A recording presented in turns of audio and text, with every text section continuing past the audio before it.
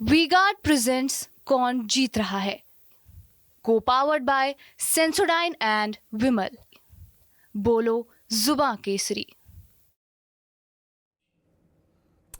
बिहार में 8 सीटों पर मतदान 1 तारीख को होना है, लेकिन इस बीच ये कई सीट ऐसे हैं जो काफी चर्चे में है और उससे भी ज्यादा चर्चे में है एक छात्र नेता की हत्या, हर्षराज की हत्या। हर्षराज भूमिहार जात से हैं। बिहार में जात की पॉलिटिक्स होती है, ये किसी से छिपा नहीं है।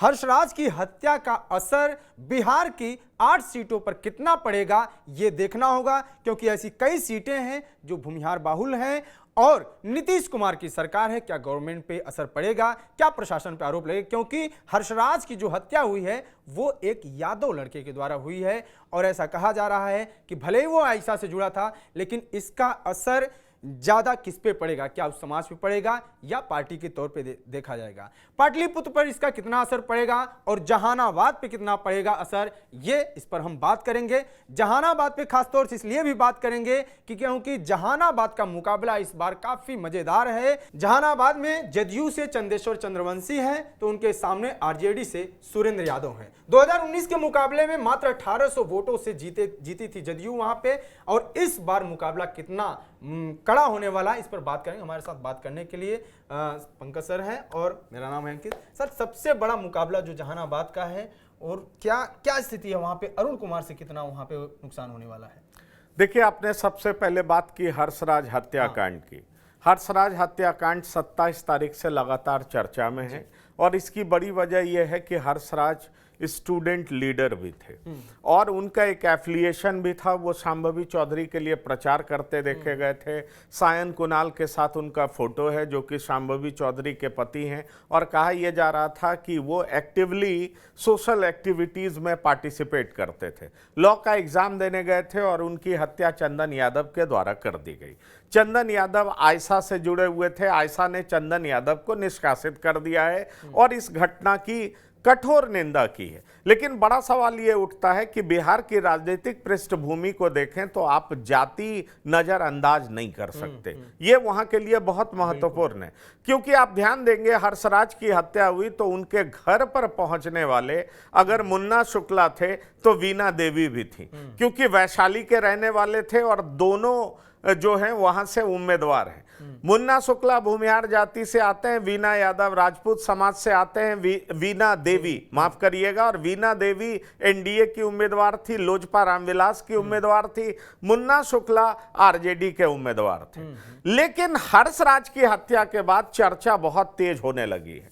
चर्चा तेज इसलिए भी होने लगी है, कहा यह जाने लगा है कि जिस तरीके से छपरा में रोहिणी आचार्य के समर्थकों ने अटैक किया और डिफेंस में लोगों ने गोली चलाई, ये इस तरह की बात कही जा रही है। मैं नहीं कह रहा हूं, मैं कोई प्रत्यक्षदर्शी नहीं था, लेकिन कहा यह जा रहा है कि आखिरकार रोहिणी आचार्य के लोगों ने हमला क्यों किया, मोहन सिंह को पीटा क्यों, और उसका रिपरकशन हुआ कि एक घर पर कुछ लोगों के घरों पर जब हमले किए जाने लगे तो डिफेंस में गोली चलाई गई और 2 लोगों की मौत हो गई। माहौल काफी खराब हो गया। बहरहाल प्रशासन ने मुस्तैदी से काम किया और जो वहां स्थिति खराब थी उसको नियंत्रण पाने में कामयाबी हासिल की। और कुछ लोग जो सोशल मीडिया पे अनाप शनाप बोल रहे थे, संतोष रेणु यादव, उनकी गिरफ्तारी भी हुई। अब ऐसे में सवाल उठता है कि आप राजनीतिक चश्मे से चीजों को देखें तो अंकित, आप खुद मेरे साथ बिहार घूम रहे थे, आपने ये देखा कि लालू प्रसाद यादव ने किस तरीके से हर 3-4 लोकसभा सीट के बाद एक अलग रणनीति बनाई थी। आप मेरे साथ मुंगेर में थे, आप मेरे साथ बेगूसराय में थे, आपने मुंगेर और बेगूसराय में देखा कि कैसे लड़ाई अगड़ा बनाम पिछड़ा बनाने की कोशिश की गई थी। जबकि ध्यान करिए, यही ललन सिंह 3-4 महीने पहले लालू प्रसाद यादव के शान में कसीदे पढ़ रहे थे, लेकिन इन्हीं ललन सिंह के खिलाफ किसको उतारा गया था, तो अनीता देवी को। और अनीता देवी के हस्बैंड अशोक महतो किस तरीके से कुख्यात हैं ये सबको पता है कि उनका काम किस तरीके का था। लेकिन जिस तरीके से वहां पर अगड़ा बनाम पिछड़ा लड़ाई बनाने की कोशिश की गई, वैसे मुझे नहीं लगता कि पूरे तरीके से कामयाबी मिल पाई आरजेडी को, लेकिन ये कोशिश तो थी।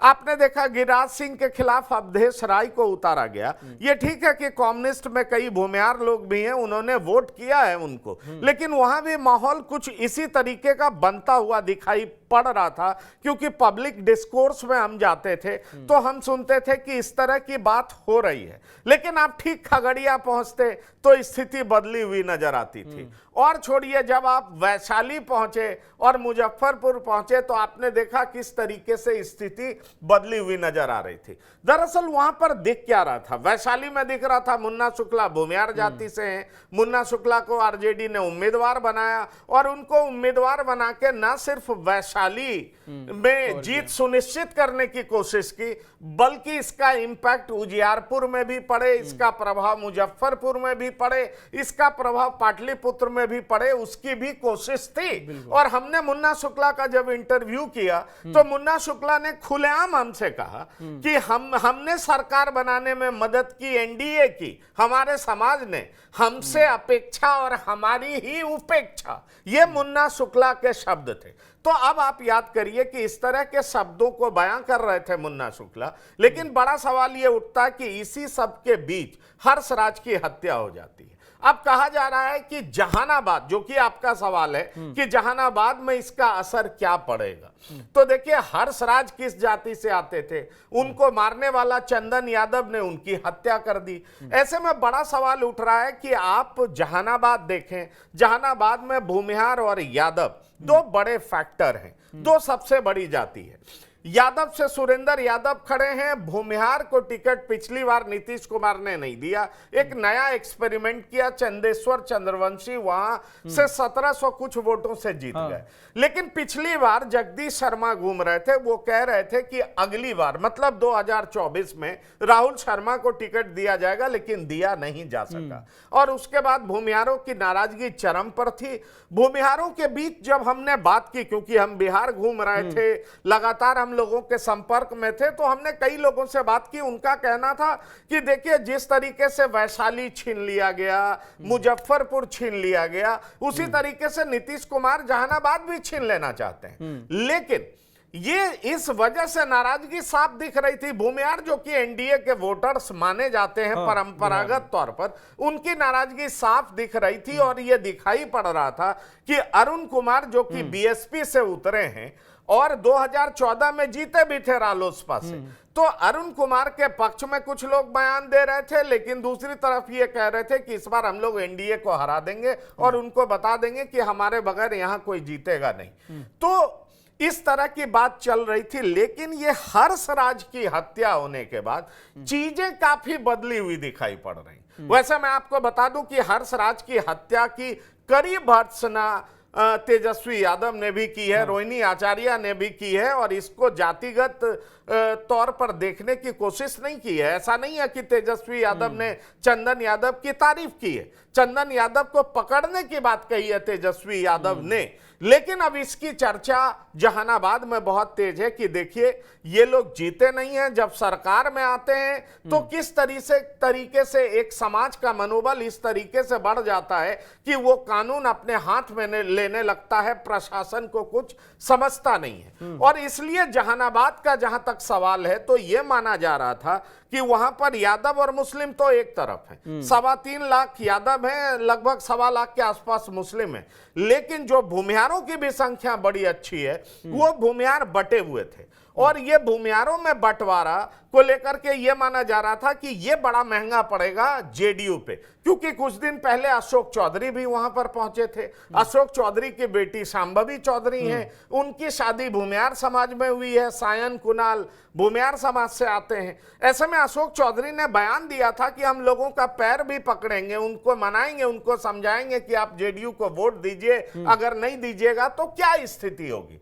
लेकिन हर्षराज की हत्या ने एक नया डिस्कोर्स शुरू कर दिया है। वहां पर इस तरह की बात होने लगी है कि अगर इस तरीके से हत्या की जाएगी तो क्या होगा। और दूसरी चर्चा यह भी होने लगी है कि सुरेंद्र यादव का बैकग्राउंड क्या रहा है, वो भी बाहुबली रहे हैं, उनके भी कई किस्से हैं। ऐसे में सुरेंद्र यादव फिर से एमपी बनेंगे तो वो किस तरह का व्यवहार करेंगे। मैं अंकित आपको बताऊं कि जिस तरह की बात मैं सुन रहा हूं वहां के लोगों से, क्योंकि क्योंकि इस चुनाव के दरमियान चंदेश्वर चंद्रवंशी को लोगों ने बहुत कुछ भला बुरा सुनाया है, लेकिन चंदेश्वर चंद्रवंशी ने काम नहीं किया जो कि उन पर आरोप लगाते हैं लोग। तो चंदेश्वर चंद्रवंशी ने भला बुरा सुना है, उनको भला बुरा सुनाते समय जनता को डर नहीं लगा है। लेकिन लोग अब ये कह रहे हैं कि ये बात अगर हम सुरेंद्र यादव के साथ करना चाहेंगे तो कर पाएंगे क्या, ये संभव है क्या? और जिस तरीके से छपरा में हुआ कि लोगों के घर पे चढ़ जाना, हमले करना,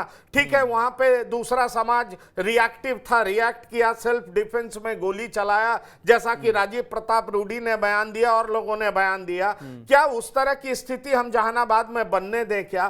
तो एक तरीके से इस तरह का माहौल जो है वो भूमिहार वोटरों को एक बार फिर से सोचने को मजबूर कर रहा है कि आखिरकार हम करें क्या। अब इसी में सवाल उठता है कि भूमिहार के सामने कंफ्यूजन है, अरुण कुमार या एनडीए। अरुण कुमार जीतने की स्थिति में तो है नहीं, मैं जैसा मानता हूं वो त्रिकोणीय बना रहे हैं, लेकिन बहुजन समाज पार्टी का कोई बहुत बड़ा जनाधार तो वहां पर है नहीं। लेकिन सवाल ये उठता है कि अरुण कुमार अगर 1 लाख वोट काट लेते हैं तो निश्चित तौर पर जेडीयू की हार हो जाएगी, एनडीए की हार हो जाएगी। इसलिए जहानाबाद के जो मतदाता हैं वो ये सोचने लगे हैं कि अगर हम इस तरीके से वोट करते हैं तो इसका सीधा खामियाजा हमें भुगतना पड़ेगा, और अगर हमें भुगतना पड़ेगा तो फिर सुरेंद्र यादव की दादागिरी, जिस तरीके का वो बाहुबली कहे जाते हैं, उनका बाहुबल हमें झेलना पड़ेगा, उसका नुकसान हमें उठाना पड़ेगा। इसलिए हमें सोच समझ करके वोट करना चाहिए। इसलिए जो आप पूछ रहे हैं कि जहानाबाद में क्या होगा,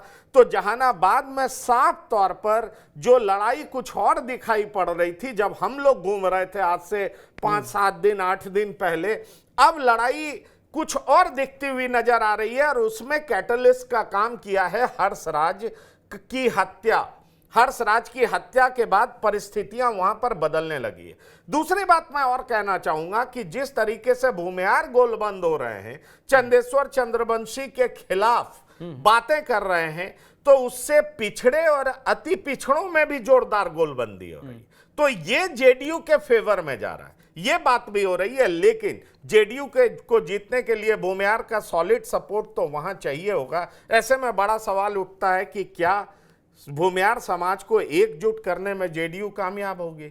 जिस तरीके से आज सम्राट चौधरी वहां पर उतरे हैं, सम्राट चौधरी कह रहे हैं कि लालू यादव के जमाने में क्या होता था, पिता को अपने बेटे को मुखाग्नि देना पड़ता था, किस तरह के हालात उस समय बने हुए थे, उन जंगल राज की याद दिलाने की कोशिश कर रहे हैं कि जहानाबाद में होता क्या था या अन्य जगहों पर बिहार में क्या होता था। अब सवाल यह होता है कि हर्षराज हत्याकांड का असर क्या पड़ता है, बड़े बड़े नेताओं के उतरने का असर क्या पड़ता है? क्योंकि एक बात जो हैरान करने वाली है कि पिछले बार जगदीश शर्मा, जो कि वहां के 7 बार के विधायक हैं, वो घूमते हुए नजर आए थे और कह रहे थे जेडीयू के पक्ष में मतदान करिए, अगली बार उनके सुपुत्र राहुल शर्मा को टिकट मिलेगा। लेकिन इस बार जगदीश शर्मा गायब हैं, और जगदीश शर्मा गायब हैं तो कहा यह जा रहा है कि जगदीश शर्मा का मौन समर्थन अरुण कुमार को है। लेकिन चुनाव से ठीक पहले माहौल थोड़ा बदलता हुआ दिखाई पड़ता है। किस हद तक ये बदलेगा, ये देखने वाली बात है। अच्छा, पिछले चुनाव में भूमिहारों का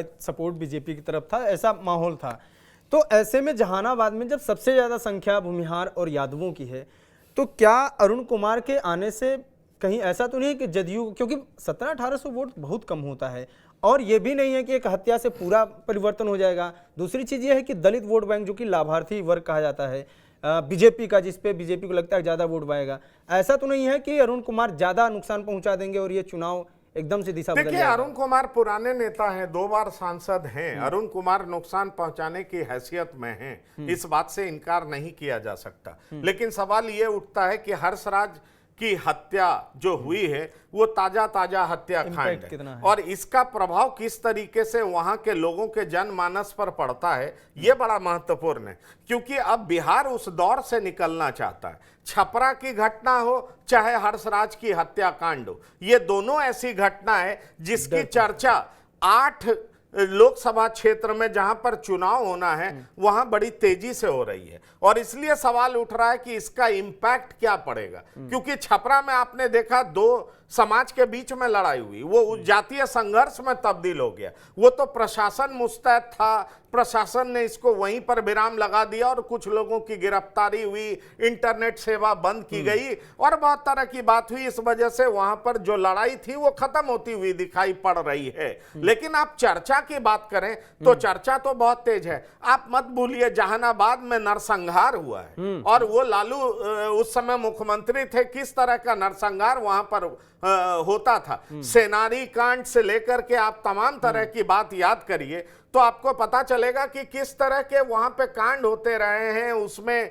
नक्सलियों की भूमिका क्या थी, किस तरह के हालात वहां पर थे। ऐसे में बड़ा सवाल उठता है कि बिहार अब काफी आगे बढ़ चुका है और लोग कभी नहीं चाहेंगे कि उस तरह के शासनकाल में या उस तरह के पीरियड में हम जाएं। ऐसे में सवाल उठता है कि अब जिस तरह का ट्रायंगुलर फाइट वहां पर दिखाई पड़ता है, अगर ट्रायंगुलर फाइट होगा तो जेडीयू को नुकसान होगा, इस बात से कोई इनकार नहीं कर सकता। इसलिए यह बहुत इंपॉर्टेंट हो जाता है कि भूमिहार मतदाताओं का रुख क्या होगा। जो भूमिहार मतदाता आज से 4 दिन पहले, 5 दिन पहले, 7 दिन पहले, 10 दिन पहले जिस तरह की बात कर रहे थे, क्या उसी तरह का वो सोच रख रहे हैं क्या? क्योंकि मैं आज ही जहानाबाद में काफी लोगों से मैंने फोन पे बात की तो उन लोगों के बीच हर्षराज कांड की चर्चा बहुत तेज थी, उन लोगों के बीच छपरा कांड की चर्चा बहुत तेज थी और उन लोगों के बीच सुरेंद्र यादव का जो पास्ट रिकॉर्ड है उसकी चर्चा भी बड़ी तेज है कि जिस तरीके से हम चंदेश्वर चंद्रवंशी को सुना जाते हैं, हम सुरेंद्र यादव को तो कुछ बोल नहीं पाएंगे, कह नहीं पाएंगे। ऐसे में सवाल उठता है कि मेरा प्रतिनिधि इस तरह का होगा तो हम करेंगे क्या। और जहां तक अरुण कुमार का सवाल है तो अरुण कुमार को लेकर के ये सब लोग कहते हैं कि ये जेडीयू को हरवा देंगे, ये जीतने की स्थिति में नहीं, इस तरह की बात लोग कह रहे हैं। जबकि मैं आपको बता दूं अरुण कुमार 2 बार एमपी रहे हैं, बड़े नेता हैं, लेकिन सवाल यह है कि जिस पार्टी से हैं उसकी हैसियत उस तरह की नहीं है कि वो बिल्कुल जीत सुनिश्चित कर सके। इसलिए वहां के मतदाता कंफ्यूज्ड हैं। अब यह देखना दिलचस्प होगा कि 1 तारीख को होने वाला चुनाव किस ओर जाता है। लेकिन हर्षराज कांड का प्रभाव, आप कहेंगे हत्याकांड का प्रभाव तो जहानाबाद पर पड़ता हुआ दिख रहा है, लोग उसकी चर्चा कर रहे हैं। ऐसे में सवाल उठता है कि क्या इसका खामियाजा आरजेडी को भुगतना पड़ेगा? जो वोट अरुण कुमार की तरफ जा रहा था, अगर इस रिएक्शन में जेडीयू के तरफ जाता है तो निश्चित तौर पर आरजेडी को नुकसान होगा। पाटलिपुत्र में लगातार बड़ी बड़ी रैलियां हो रही हैं, प्रधानमंत्री से लेके गृहमंत्री से लेते हुए पटना खूब काफ़ी ज़्यादा उसको सेंट्रलाइज कर दिया गया है। और उधर तेजस्वी यादव का पूरा फोर्स है क्योंकि उनकी सिस्टर वहाँ पे चुनाव लड़ रही मीसा भारती। क्या रामकृपाल यादव, और अभी हम भूमिहारों पे बात कर रहे थे, यादवों पे भी बात होनी चाहिए कि क्या रामकृपाल यादव और मीसा भारती, इनमें से यादवों का वोट को क्या रामकृपाल यादव ले पाएंगे? क्योंकि जिस तरीके से तेजस्वी यादव जितना ज़्यादा मुखर हैं, कहीं ऐसा तो नहीं है कि वो लॉबी पूरी तरीके से मीसा भारती की तरफ आ जाएगी? अंकित, आपको याद होगा हम लोग पाटलिपुत्रा भी गए थे और वो शिवाला चौक आपको याद होगा, वो दरियापुर का जो क्षेत्र था वहां पर हम लोग गए थे और हम लोगों की बात कई समाज के लोगों से हो रही थी। उस समय कुल मिलाकर के लोगों की नाराजगी रामकृपाल यादव पर दिख रही थी कि रामकृपाल यादव को जितना काम करना चाहिए था उन्होंने कुछ किया नहीं। लेकिन जब हम लोग कुरेदना शुरू किए तो अंत में यही बात हुई कि कुछ भी हो, रामकृपाल यादव बड़ा इजीली एक्सेसिबल है। वो हर भोज भात, छोटे मोटे फंक्शन में हमारे यहाँ अवेलेबल हो जाते हैं। उनके पास जाना हमारे लिए आसान होता है, उनसे मिलना हमारे लिए आसान होता है। जहां तक मीसा का सवाल है तो मीसा भारती से मिलना आसान नहीं होता है, वो बड़े बाप की सुपुत्री हैं और उनसे मिलना बहुत मुश्किल है। दरअसल अब जब जनता से आप मिलते हैं, बात करते हैं, तो जनता की अपेक्षा यह रहती है कि उनका प्रतिनिधि ऐसा हो जो कि इजीली एक्सेसिबल हो, जिनके पास पहुंचना बहुत आसान हो, जिनके पास पहुंचने में डर और भय का सामना नहीं करना पड़े। और इस मसले पर रामकृपाल यादव इजिली अवेलेबल हैं, लोगों के बीच में मौजूद रहते हैं, हर छोटे मोटे कामों में शामिल हो जाते हैं। इसलिए रामकृपाल यादव को एज तो हमें पाटलिपुत्रा में साफ दिखाई पड़ रहा था, cutting across the caste lines लोग उनको वोट करने की बात कर रहे थे। अब सवाल उठता है कि मीसा भारती के लिए लालू प्रसाद यादव ने भी जोर लगा दिया है, राबड़ी देवी रोड शो करती हुई दिखी हैं। मेरी जानकारी में आरजेडी में कई ऐसे भूमिहार नेता हैं जो कि पाटलिपुत्रा में कैंप किए हुए हैं। मुन्ना शुक्ला भी कल पहुंचे थे।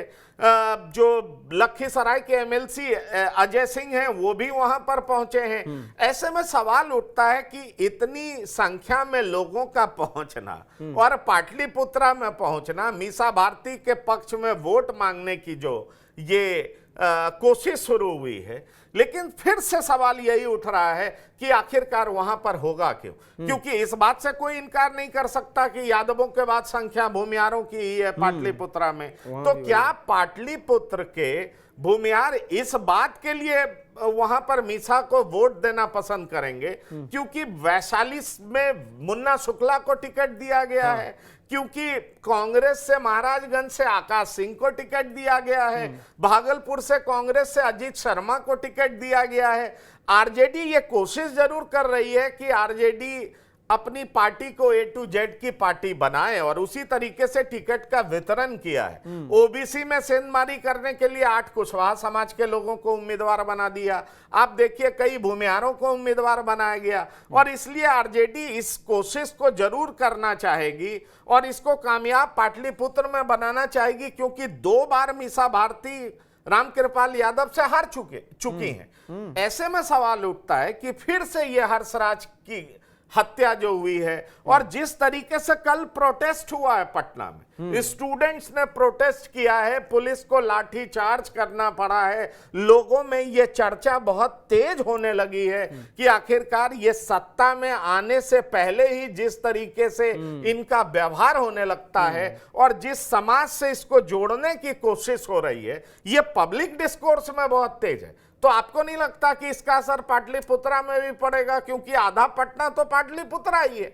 आधा पटना साहिब है तो आधा पाटलिपुत्रा है। इसलिए इस चीज को आप कह सकते हैं कि आग में घी डालने का काम विजय सिन्हा ने भी किया। विजय सिन्हा ने भी जिस तरीके से स्टूडेंट प्रोटेस्ट को सपोर्ट किया, हर्षराज हत्याकांड की चर्चा की, कौन लोग शामिल हैं, उस तरह की बात की, तो निश्चित तौर पर इसका एक पॉलिटिकल इंपैक्ट तो दिखाई पड़ता है। मुझे साफ लगता है कि जहानाबाद और पाटलिपुत्रा, जहां भूमिहारों की संख्या बहुत अच्छी है और खास तौर पर यह पटना के आसपास ही है, तो यहां पर हर्षराज की हत्या जो हुई है वो कहीं ना कहीं पब्लिक डिस्कोर्स में है और इससे वोटिंग पर असर तो पड़ेगा, ये मुझे साफ दिखाई पड़ रहा है। और उससे भी ज्यादा कि लेफ्ट संगठन का वो लड़का था और इसका असर ये भी पड़ सकता है कि जो पहले आरजेडी और लेफ्ट उतना साथ में नहीं थे, अब साथ में हैं दोनों। तो क्या कहीं ऐसा तो नहीं कि लेफ्ट का जो वोट बैंक है, लेफ्ट की डर से ही आरजेडी पे वोट ना करें ये लोग? देखिए, जहां तक लेफ्ट का सवाल है, मैंने आपको कहा पिछले चुनाव में भले ही साथ में नहीं थे, लेकिन विधानसभा चुनाव में तो थे और माले को लेकर के डर तो लोगों के मन में रहता है। आप सिवान गए थे, आप क्यों बोल रहे हैं? सिवान में हिना साहब के साथ सवर्ण दिखाई पड़ रहे थे और हिना साहब की यूएसपी क्या थी जो सवर्ण उनके साथ दिखाई पड़ रहे थे? या ओबीसी जाति के वो लोग भी नजर आ रहे थे जिनके पास जगह जमीन है, चाहे बनिया हो चाहे कुर्मी हो, ये लोग दिखाई पड़ रहे थे और हम लोगों ने उनसे बात की, घंटों बात की, आपको ध्यान होगा। अब सवाल ये उठता है कि ऐसे लोग माले से क्यों घबराते हैं? शहाबुद्दीन कुख्यात अपराधी भी कहे जाते थे, लेकिन शहाबुद्दीन के साथ सवर्ण इसलिए थे क्योंकि शहाबुद्दीन माले से लड़ते थे। माले से सवर्णों को डर रहता था कि वो हमारी जगह जमीन पर झंडा गाड़ देंगे और हमारी जमीन हथिया लेंगे। इसीलिए सवर्ण आपको सिवान में हिना साहब के पक्ष में दिखाई पड़ रहे थे, क्योंकि रमेश कुशवाहा का जो बैकग्राउंड रहा है वो माले का रहा है। अब उनकी पत्नी चुनावी मैदान में है, ये बात और है कि अब वो जेडीयू से चुनावी मैदान में थे, लेकिन इसका असर तो दिख रहा था सिवान में। तो ये असर कहीं ना कहीं मुझे लगता है कि निश्चित तौर पर इसका असर तो दिखाई पड़ेगा। बिहार की पॉलिटिक्स से सीधा जाति को गायब कर देना, मुझे नहीं लगता कि अभी बिहार इस हद तक डेवलप किया है कि जाति को आप बिल्कुल वहां की पॉलिटिक्स से गायब कर देंगे। ये बिल्कुल संभव नहीं है। इसका इंपैक्ट है, इसका प्रभाव है। ये बात और है कि जिस तरीके से तेजस्वी यादव ने इसकी कड़ी निंदा की है, रोहिणी आचार्य ने कड़ी बड़ी निंदा की है, इसको मिनिमाइज करने का प्रयास किया है। मुन्ना शुक्ला उसके घर पे गए हैं, वीणा देवी भी उसके घर पे गए हैं, शोकाकुल परिवार से मिले हैं, संवेदना व्यक्त किए हैं। लेकिन बड़ा सवाल ये उठता है कि वहां के पब्लिक डिस्कोर्स में ये चर्चा फिर से तेजी से होने लगी है कि छपरा में लोगों ने आक्रमण क्यों किया। ये चर्चा बहुत होने लगी कि चंदन यादव ने हत्या क्यों कर दी। अगर डांडिया के समय में कुछ हुआ था, बाउंसरों के साथ मारपीट हुई थी, तो इस तरीके से हत्या करने का मकसद क्या था। स्टूडेंट का प्रोटेस्ट पटना की सड़कों पे दिखाई पड़ा है, उससे हम इस बात को बिल्कुल इनकार नहीं कर सकते कि इसका पॉलिटिकल इम्पैक्ट नहीं होगा। मुझे बिल्कुल लगता है कि इसका पॉलिटिकल असर होगा। मेरी कई लोगों से बात हुई है, उनकी बातों में जो सुर और ताल होता था, जिस तरीके से वो कहते थे हमें कोई फर्क नहीं पड़ता आरजेडी जीत जाए, लेकिन अब कल से मैं बात कर रहा हूं, परसों से बात कर रहा हूं, तो लोग अब इसकी चर्चा कर रहे हैं। तो मुझे तो साफ दिखाई पड़ रहा है कि इसका असर पड़ेगा। तो कुल मिला के लोकसभा चुनाव का पारा बिहार में 7वें चरण आते आते काफी चढ़ गया है। ऐसे में आग में घी डालने का काम किया है हर्षराज, जो कि छात्र नेता हैं, उनकी हत्या भूमिहार समाज से वो आते हैं। और शुरुआत में ऐसे तमाम लोग थे जो कहते थे कि अब वो दौर चला गया है और भूमिहार वोट कर सकते हैं, तमाम टिकटें भी मिली आरजेडी के द्वारा। लेकिन अब सिचुएशन काफ़ी चेंज हो गया है। 8 सीट अभी और बची है, 40 में से 8 सीट। इन पर क्या स्थिति बनती है, क्योंकि उन सीटों पर भूमिहार निर्णायक हैं। यदि वो डर फिर से ताज़ा होता है तो इसका असर देखना पड़ेगा। अब सवाल यह है कि असर कितना पड़ता है, यह देखना होगा चुनाव परिणाम में। जुड़े रहिए TV9 बिहार झारखंड के साथ। नमस्कार। वी-गार्ड प्रेजेंट्स कौन जीत रहा है, को पावर्ड बाय सेंसोडाइन एंड विमल। बोलो जुबां केसरी।